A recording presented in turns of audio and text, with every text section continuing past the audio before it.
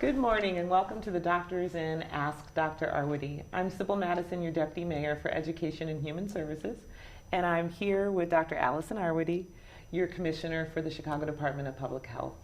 We thank you for tuning in. This is where you can get the latest updates on COVID-19 in Chicago and get your questions answered. You can put them in the chat box below, or you can send them to us through Facebook or Twitter using the hashtag AskDrArwady. So we always start off by checking our social distance. Looks good. There's some basic things that we can do to keep ourselves safe from COVID-19. Good old hand hygiene, and then making sure that we are at least 6 feet away from others.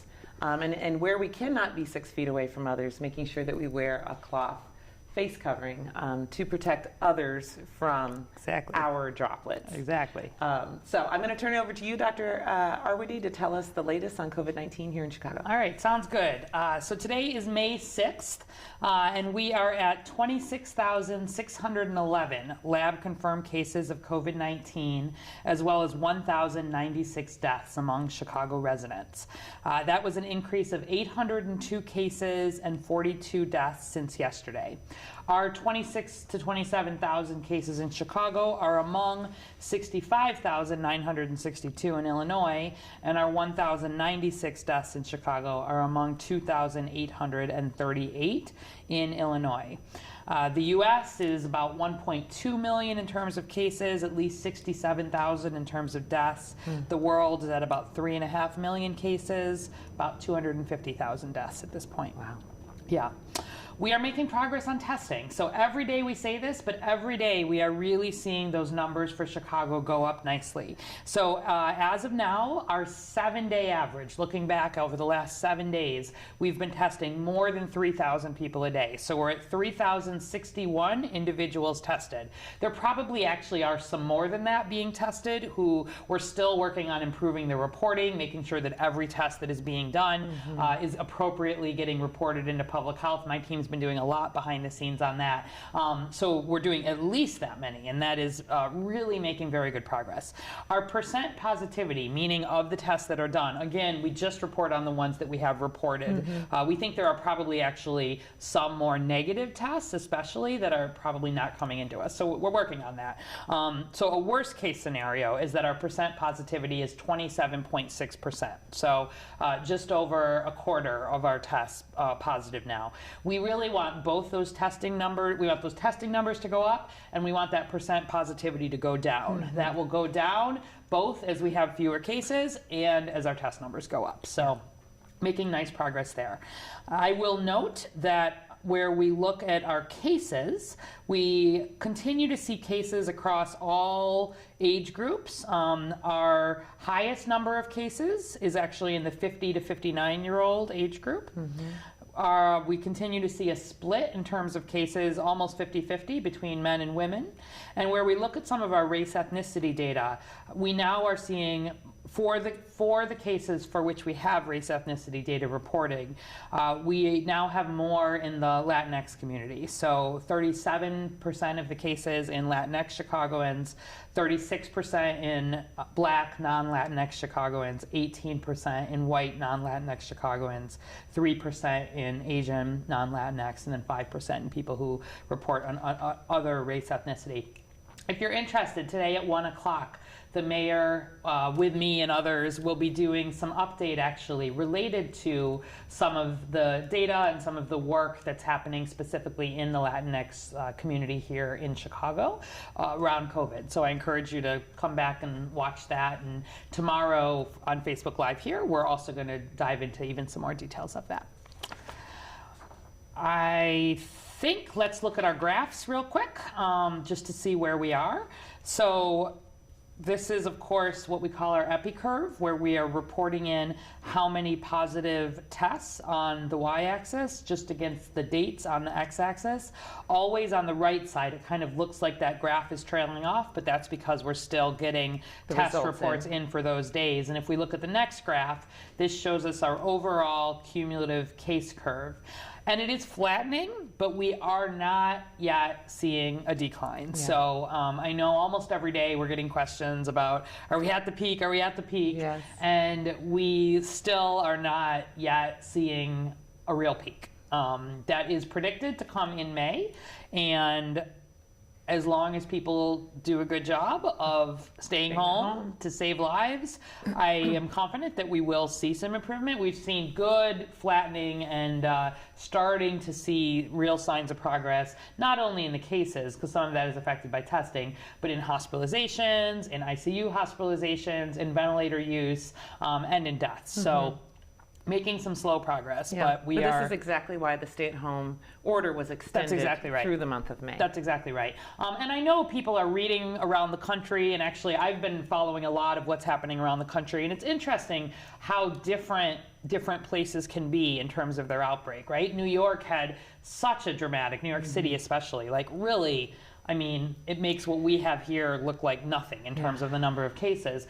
Very dramatic, but partly because they were so dramatic so fast, they have seen a really significant decline. But most of the country, if you sort of take New York City out of it, as a country, is actually still on the upswing. And so this is concerning, of course, because as we're seeing openings happening, I think we will see shifts. But places that, you know, just like in Illinois, different parts of the state have been hit kind of hard or less hard in different ways. We've really seen that regionally and really on a state-by-state basis too. So Illinois has been one of the hardest hit states here, and it's part of why we're getting there and we're thinking about recovery and we're making plans for it, but we're just not in the same point as some other places are, even as New York City is. Yeah.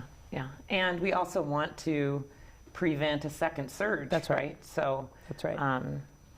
So all the more important for us to keep doing our good work, even though it might feel like it's getting much harder to do that work of staying home. And maybe we'll just remind you a minute about sort of what we're aiming for. So you've heard me sometimes talk about this R0. It's an R with a little 0, and it's the basic reproduction number that says, on average, one person with COVID-19, how many people do they spread the virus to?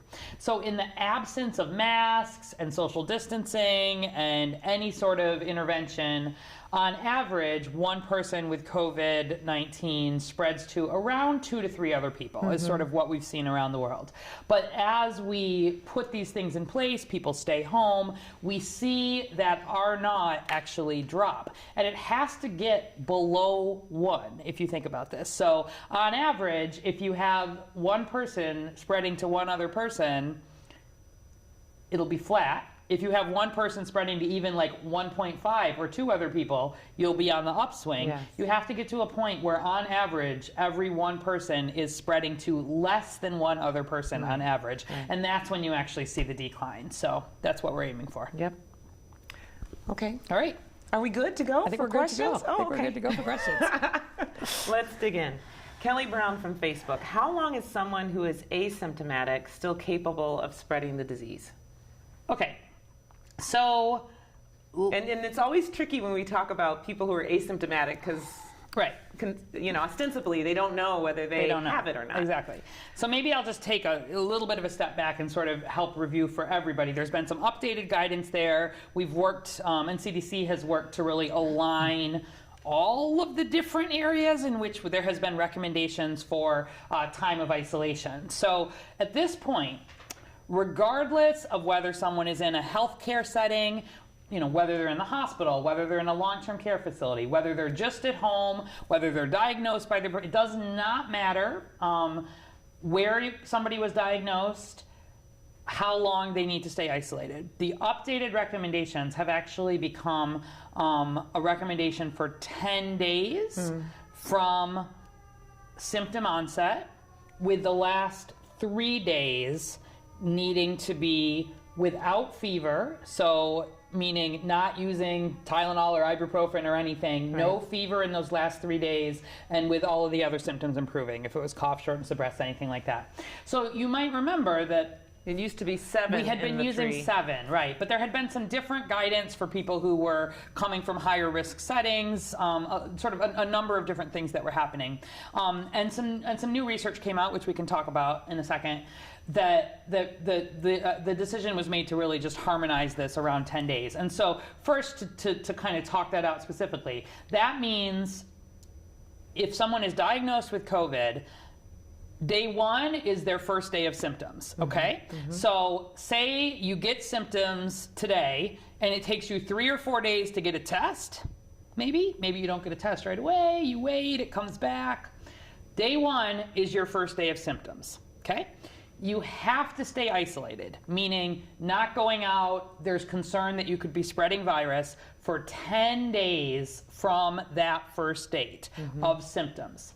And the last 3 you have to be doing better. So if 10 days later you're still having fevers, you're still really sick in the hospital, whatever, you have to wait until there have been 3 days without symptoms. Got it. So 10 is the least amount of time, but it could go on for potentially weeks if somebody had a very bad case. Now, if somebody is asymptomatic, in most cases, they would not know they had COVID at all.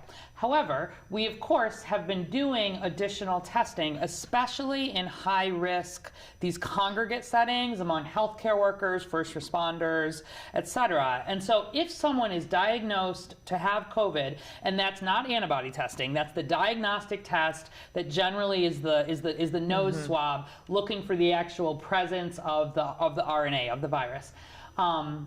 We then just use the test date. That's day 1. And so similarly, you gotta wait 10 days until you can come out of isolation. So if you develop symptoms, day 1 becomes your day of symptoms. Does that make sense? Yes. So it's like your day 1 is your first day of symptoms, regardless of whenever your test was done. But if you just never have symptoms at all, we just use the date of testing. And there's actually been, some of the reason, this has been obviously a big conversation sort of at CDC and around the world about what some of this guidance needs to be, and some good news. So maybe let's just remind people a little bit about the different kinds of testing. So when we put that swab in people's nose, we're looking for the presence of RNA. But it doesn't necessarily mean that the virus, sometimes you can have situations where you can still detect sort of like dead virus that is still around that can't be what's called cultured, meaning you can take this swab and then try to grow it. Like, can the virus actually grow? Meaning, because if you can grow it, that's when you worry that it has the potential for spread. Exactly. And so this is one of the trickier things actually through all of these questions, because if all you're doing is looking, even in some of these environmental studies where they'll find like RNA virus, on the floor potentially. Yes. It's not just did I find virus on the floor, it's like, can that virus actually be cultured, meaning have the potential to infect someone else? So there's like multiple layers of testing. And so basically they found that when the viral, what's called the viral burden, how much virus is in your nose, it's detectable, but it's low.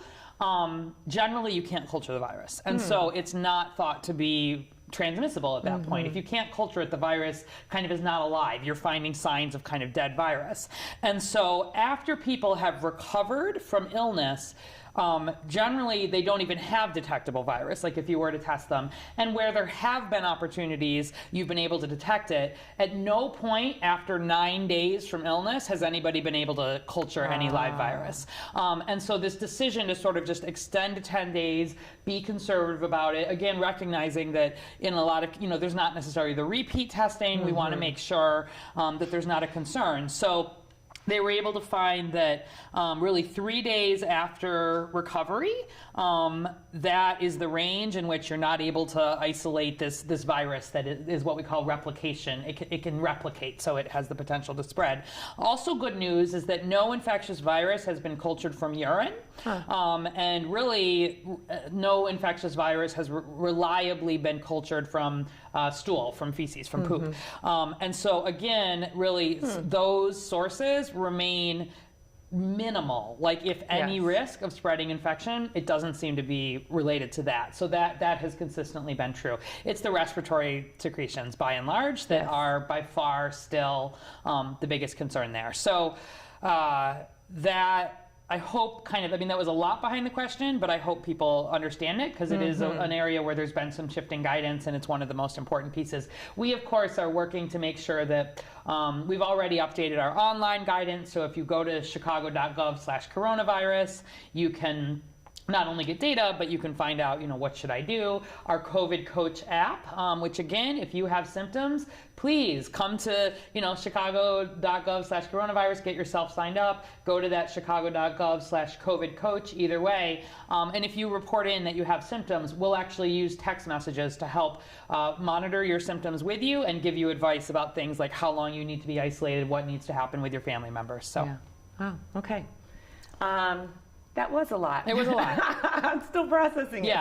Yeah. If you've got more questions, this stuff is complicated. So please, if you've got additional questions, put them in. But the bottom line, 10 days and the last 3 without symptoms, basically. Without symptoms. Okay. Here's a question from @JoyceAnn on Twitter. Can I use expired hand sanitizer? This has been in the news quite a bit actually recently. So, and the bottom line is, if you look at your hand sanitizer and it hasn't been opened and the bottle is full, you can absolutely use that hand sanitizer. Regardless of the date that's on the bottle. Regardless of the date. Please take a look and make sure that it is alcohol-based hand sanitizer. So most hand sanitizers are, but you want it to be at least 60 to 70% alcohol-based hand sanitizer. And the reason I'm able to say that with such certainty is that actually, so the Chicago Department of Public Health, we have this big stockpile. We've talked about this, that we, for years, just in case we had a pandemic or an outbreak, we store a lot of this personal protective equipment, the masks, the gloves, the shields, the gowns. We store antibiotics for particular things that could happen. And hand sanitizer is one of the things that we keep in storage. And so we have a whole process that we do these quality assurance, quality checks of everything in our stockpile at least once a year. And we actually work through the regulatory agency, so whether it's the FDA or others, depending on the substance, where at least once a year we actually have to do kind of reports and checks. So if it's an antibiotic, for example, we actually send it off to the lab and make sure that the antibiotic is sort of still doing what it needs to do. And it allows us to extend the shelf life of these materials. When manufacturers make things, they have to put some sort of expiration date on it. And generally for over-the-counter products like hand sanitizer, manufacturers will usually put a 3-year date on them. So toothpaste, right? If you look at it, it'll have a 3-year expiration date on it. Hand sanitizer, for the most part, this may not be all manufacturers, but many of them will have a 3-year expiration date. And what that says is the manufacturer has done sort of the work and the testing to show 3 years out, the product does what it said it should do. Beyond that, it basically means they've not done the testing, so they won't certify kind of one way or the other. Yeah.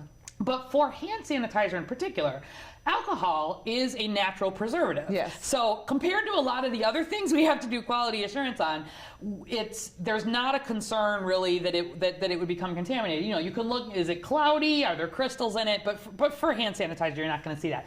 The big question is whether it evaporates. Because if the packaging is open, or maybe you've had a bottle that's been open for a long time, some of the alcohol will actually start to evaporate off that. Right, anymore. It might not. It might be down in that way.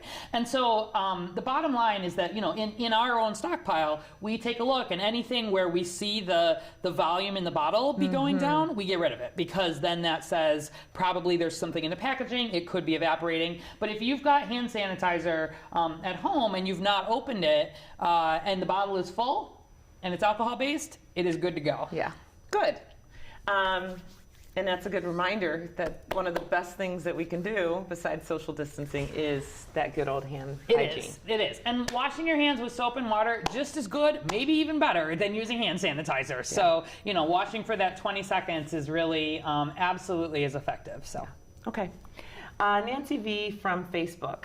Would you talk about this mutant version of the virus they're talking about, supposedly more contagious than the original? Thanks for all you do to keep us informed. Oh, thanks. Okay, so We talked about this We yesterday. sure did. We talked a little bit about it yesterday. And then it came out in the paper. So on Saturday, anybody who has interested mutations, look at our Facebook from this last Saturday, because we probably spent, what do you think, 20 minutes talking about. It was a while, yeah. It was a lot, talking about sort of how mutations work in COVID. So go back and take a look if you're interested. But bottom line, there's about 30,000 what are called base pairs in RNA. So base pairs, if you remember biology, are your A, your C, your G, your U. And so you could like read in the alphabet, read 30,000 letters, and you could read the genome for novel coronavirus. A mutation means that there has been a change in one of those letters, in one of those base pairs.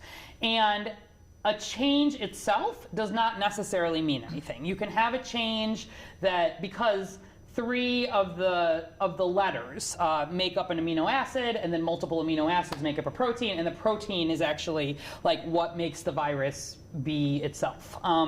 So by and large, we have actually not seen as many mutations as most RNA viruses, because RNA viruses do not have the mechanism to correct mutations in the way that DNA viruses do.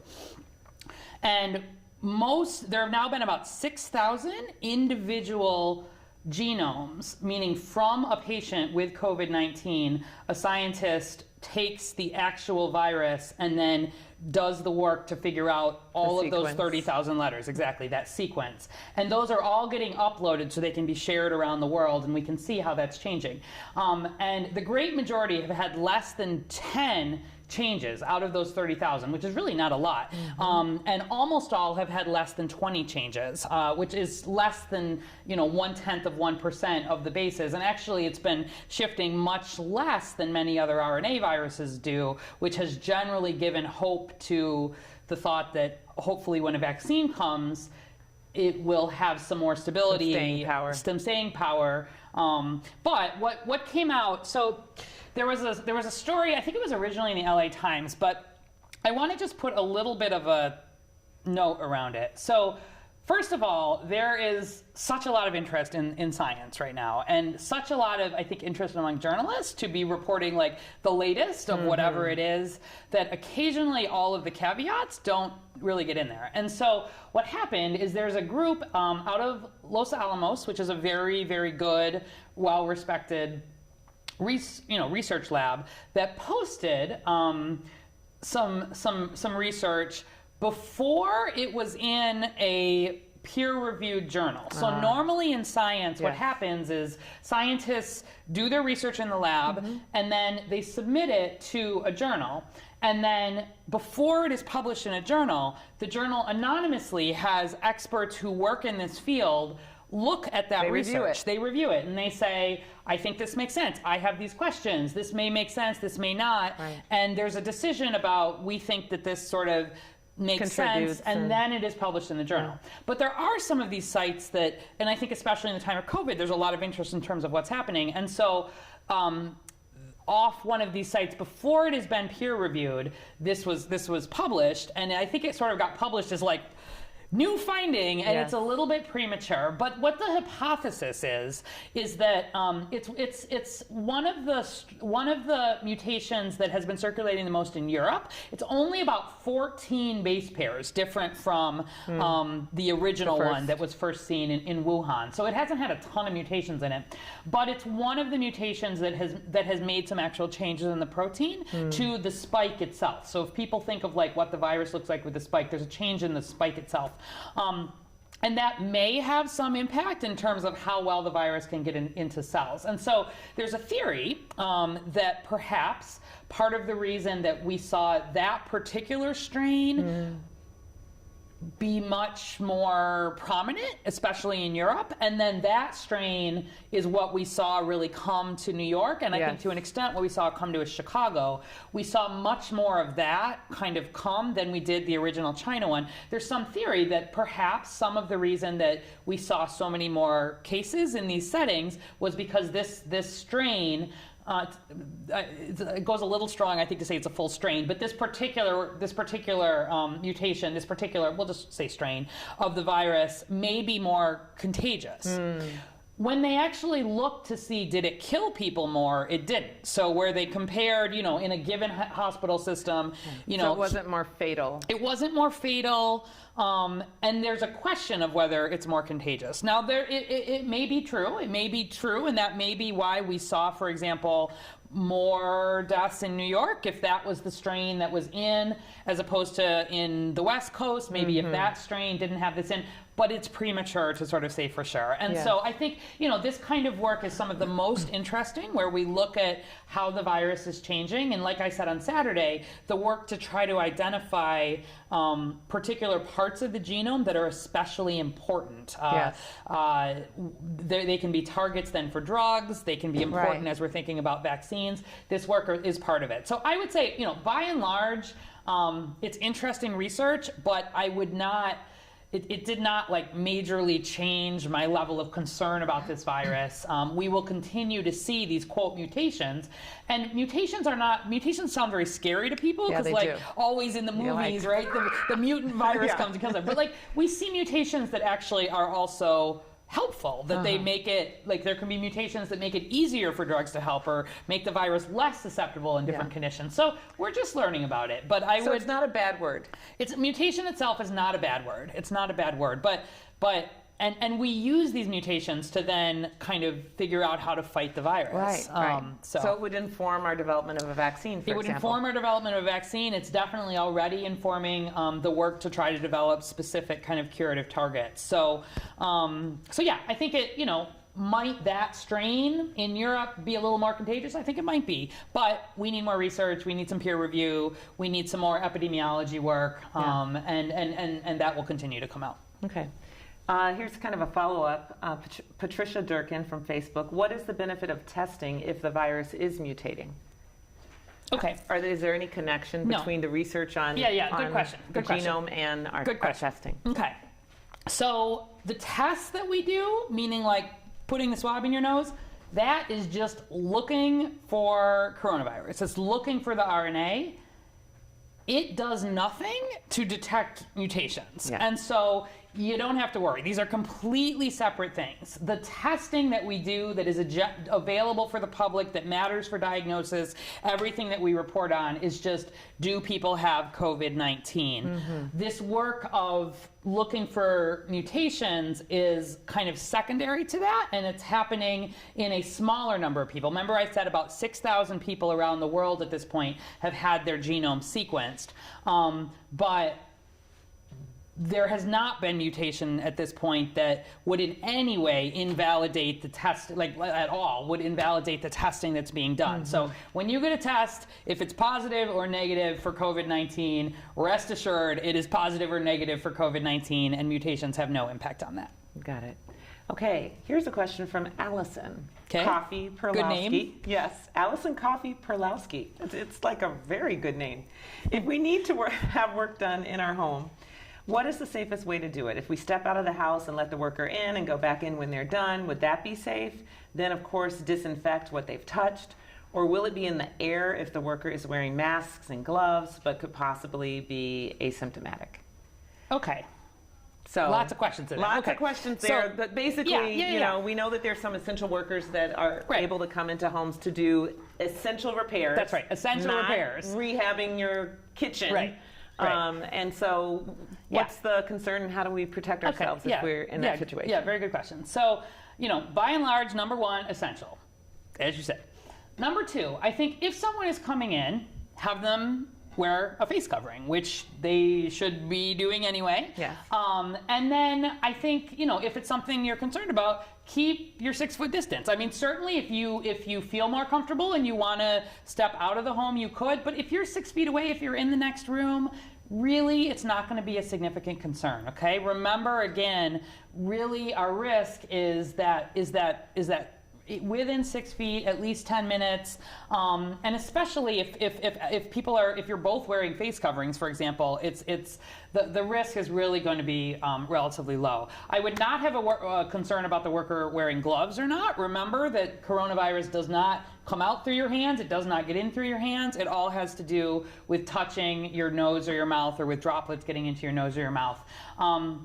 So I would not have a major concern for things lingering in the air, et cetera. I think if you had someone who was seriously immunocompromised or you had a very big concern about it, potentially like waiting a few hours to be back in that room, but really that's honestly overkill for the great majority of situations. I think if someone is coming in, they've got their mask on, they do their work, you keep your distance while they're doing their work, and then they leave.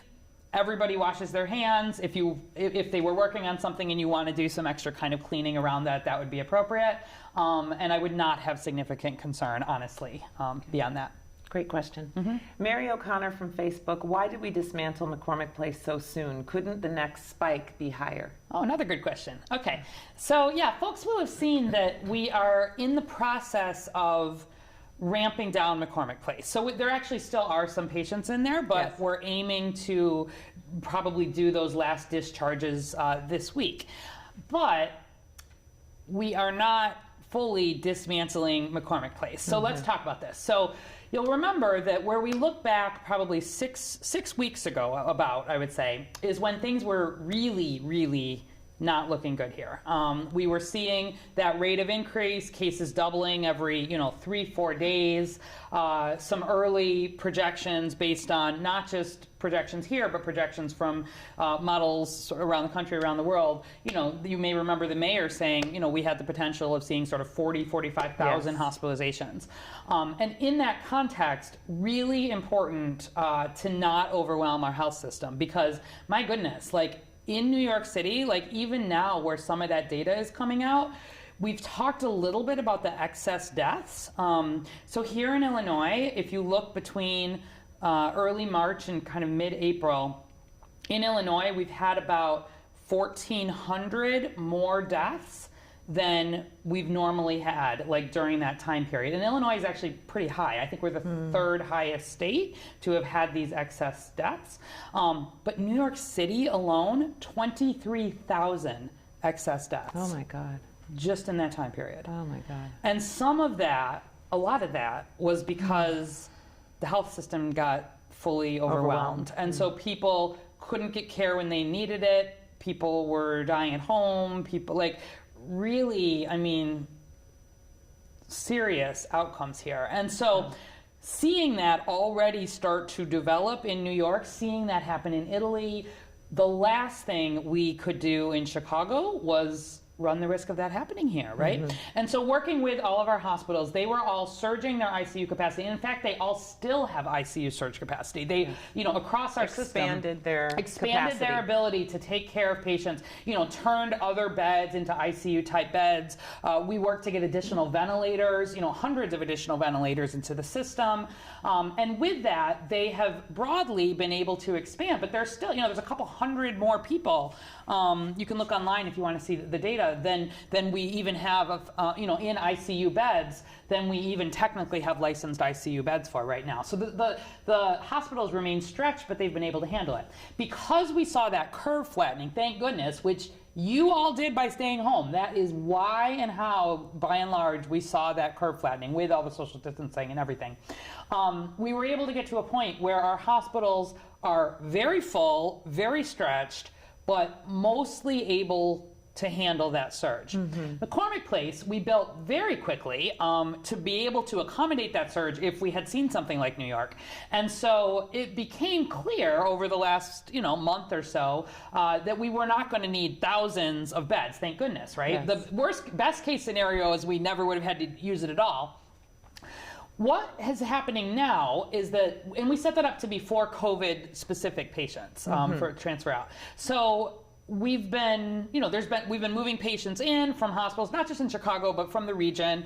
But it's been designed for people who are like mostly recovered from COVID. The idea is get them out of the hospital a few days earlier. Maybe they just have a few more days of needing oxygen or a little bit more recovery, but they're sort of in that mild recovery zone. They're able to walk around. They're able to... That's right. That's right. They're close to being able to go home, but not quite. And that's really how it was designed. It was never designed to be like, an ICU per se. We want people who need ICU care in our acute care hospitals. Like you never want them in sort of a, that kind of scenario. So what we're actually doing And there's been amazing folks who have been really developing this and bringing the patients in. Let us also actually try out all these protocols. Like, let's actually, we've got ideas of what it would look like to take care of these patients, but like, let's actually figure out. I mean, turning a big convention space into the equivalent of a hospital is no small job. So what's happening is about 500 beds are being and these are our more moderate acuity beds. So we sort of heard from the hospitals that if we get into trouble again to this point of second surge, we really start to push up against our healthcare capacity. Goodness, we don't want to see that. No. But if we do, if things are changing, we're leaving about 500 beds that have a little bit more support around them, can do some higher level of the like oxygen care. It's not ICU, but it's got a little more capacity to take sicker people should we need it. But what we don't want to do is continue to staff that, right? Yes. Where the goal is not to expend resources if we don't need them right now. And so we're cautious. Every single day we look at our ICU numbers, we look at our hospitalization numbers, we look at our ventilator numbers, and we've been stable. And so we're saying, okay, let's not use resources we don't need to do. And all of this, by the way, is being reimbursed by FEMA, by the federal government. And so we've been in good conversation with them, and obviously the state is supporting. So it's been a lot of people working on this. But we'll leave some of that capacity there so that if we get into trouble, we can sort of restaff it in a way that won't pull staff from the Chicago hospitals, but have that capacity if we need it. I very much hope that we never need it. Yeah. And in fact, we've been making some good plans about where some of the, the beds and some of those other things, like there's a lot of needs in shelters, there's a lot of sort of other uses for some of those materials. So really thoughtful plan around demobilization. But so bottom line is we're I hope you share my happiness that we are able to sort of be in this like backing off stage there and kind of dismantling some of the very large numbers, but we're kind of remaining prepared if things get worse in the future. Yeah, we planned for everything. Yes. And it's a blessing that we didn't need to use it to the extent that we expected. And I hope we never do. I hope we never do. And we've got plans to make sure that if we don't need to use it, that all those materials will go to places where they're really needed. But I agree with this question that we are going to keep a close eye on it because we are a long way from done with COVID. Okay. I think we have time for just one last question. I'm going to make it a combo. Katie Ronan asked, can the virus spread through water? And Don Stahlhulak was wondering, with summer coming and pools potentially opening, is the COVID-19 virus able to live in chlorine? Okay. So virus does not spread through water, not a concern. And so doubly not a concern in chlorinated water. So the water and the pools themselves, not a concern. I will remind you, though, that there are people in pools, and people and they're close to each other. And you're close to each other have still the potential for spread in the way that other respiratory viruses were. And so we'll see. So a pool is kind of a place for gathering. It can be a place for gathering. So I will say, if there is a pool at your home, for example, and you're planning to have it open this summer for the people in your household, not a problem. We will see how this progresses in terms of other public settings. But the worry is not the water, it is not the pool, it is the people who are in the pool. Because as always, close interaction with other people is the big way that this virus spreads. Yeah, and I can't imagine that you would want to swim with a mask, with a face cloth covering on. Yeah, we'll do some more thinking about that one. But yeah, it's and it's hard, kids in particular, they're not good at keeping their distance all the time, especially not in pools. Not in a pool. Okay, so all right. Just enough time for some good news from you. I know you have some stuff to share. We do. Okay, so first of all, Chicago's Music Playhouse, which is at themusicplayhouseofchicago.com, has their billing them as virtual classes that delight and exhaust toddlers. Oh. So if you've got kids at home and if you have a toddler, then you definitely need that. Then you may be interested in this. And they have these music classes. They're usually $12 a session or $40 for a monthly membership that lets you access unlimited classes. They have them every day. But also they're doing a free virtual class, 5 p.m. on Tuesdays. If you want to try the program, but you don't want to, you maybe can't pay the fee or you want to see what it's like, like. And then they're doing a second sort of pay what you can class at 11:30 a.m. on Friday mornings, raising money for the Lakeview Pantry. So, you know, like this, we're seeing a lot of places that are sort of trying to have a business model that continues. Normally they do these classes in person, and thinking about how to make some of those classes also really meet needs of the community. So the musicplayhouseofchicago.com. Check it out if you're interested. I'll also just give you a reminder that today is the Chicago Park District's Chicago Moves Day. It's an annual one. We've got a call to action for Chicagoans. We want you active 150 minutes a week. That's the recommendation. Oh, okay. 30 minutes a day, five times a week. Break it up how you want. You know, you hear me say you should be doing something to try to get your heart rate up every day. That can be a walk. It doesn't have to be something crazy. So there are free fitness classes for all abilities, all levels. They're virtual, of course. They're going on right now, today between 11:30 a.m. and 1:30 p.m. So go to the Chicago Park District website and take a class. Maybe you've never done it.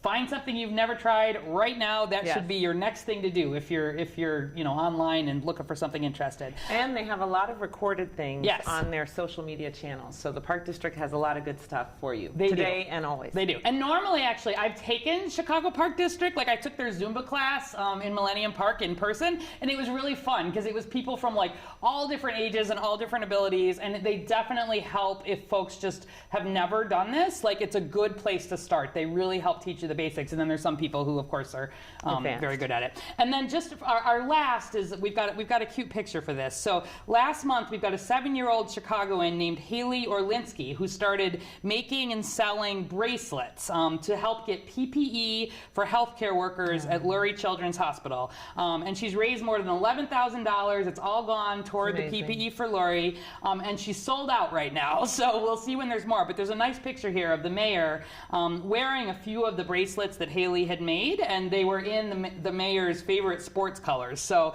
the White Sox, the Bears, and then the Chicago flag. So nice example again of children in Chicago also just thinking about how they can use some of the things that they're doing to stay busy to help support each other in Chicago.